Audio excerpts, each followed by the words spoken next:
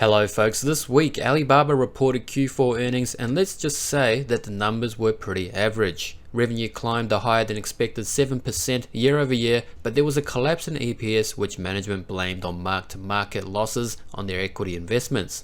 And while the stock declined more than 5% after these numbers were released, it has since recovered all its losses and more. Anyway, I'm here to tell you that Alibaba is likely to rise further and might even reach my intermediate price target of $150 by the end of the year. This is due to several reasons. They are China's economy is recovering, Hong Kong stocks are in a bull market, and finally, valuation expansion due to passive investing.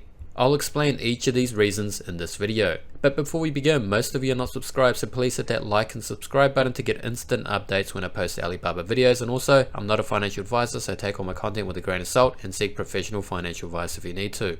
So the first reason why Alibaba will keep rising is that China's economy is recovering. One of the key indicators of economic health is industrial production. And since China is the world's factory, when its industrial production rises, its economy is likely to benefit. And when the economy is strong, consumers will have more money to spend, and a lot of that consumption will happen on Alibaba's e-commerce platforms like Tmall.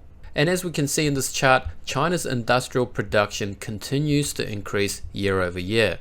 We got April's data yesterday and it exceeded expectations, with industrial production increasing 6.7% year over year, beating expectations of 5.6%. However, you might point out that the same thing happened at the start of last year and then the economy promptly reversed, leading to stocks like Alibaba falling again. You have a good point, and I don't like to say this phrase often, but this time is different. Last year, the housing sector was still imploding, but now it looks like it's largely over and the government is now taking serious action to bolster the housing sector. This week, the government announced reduced down payments for mortgages and is setting up a fund to buy excess housing inventory. This has led to a rally in Chinese property stocks and they look like they have bottomed out for now. This leads to my next point, and that is Chinese equities, and particularly those listed on the Hong Kong Stock Exchange, are rallying hard. In fact, the Hang Seng Index is in a bull market right now if we use this definition here. It says a bull market is where there is a rise of 20% or more in an index over at least 2 months. And if we look at the chart of the Hang Seng Index, we see that since January the 22nd, it has gone up more than 30%. So I'm pretty sure that qualifies Hong Kong as being in a bull market. So why is this good for Alibaba that Hong Kong stocks are in a bull market?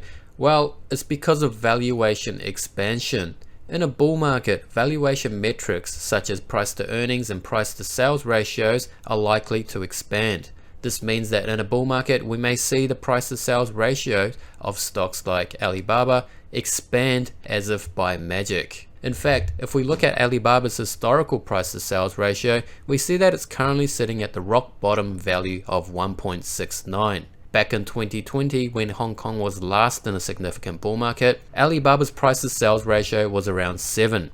So in the current bull market of 2024, I think it's pretty reasonable to assume that this value could get as high as double the current one, which gives us a price to sales ratio of around 3.5. This is still pretty small compared to history. More importantly though, this means that Alibaba doesn't need to increase its revenue for the share price to double. Let that sink in for a bit. Alibaba can maintain the same earnings and the same revenue for the next few quarters, and the share price can double just from valuation expansion due to the bull market in Hong Kong equities. This is one of the reasons why my intermediate price target on Alibaba is $150. It can get there on valuation expansion alone. The only condition, of course, is that this bull market continues for the rest of the year. And finally, my last reason is that passive money is going to fuel Alibaba's valuation expansion. When institutional investors allocate capital into equities, they usually buy broad-based index funds like the S&P 500 ETF, SPY. But when it comes to Chinese equities, there are two main ETFs, the Crane Shares Internet ETF, ticker symbol KWEB, and the iShares China ETF, ticker symbol MCHI. And guess what? Alibaba is the second biggest holding in both these ETFs. That means that when investors buy these ETFs to profit from the current Hong Kong bull market, they are inadvertently buying Alibaba. This can only be good for the stock and will be one of the prime drivers of Alibaba's valuation expansion.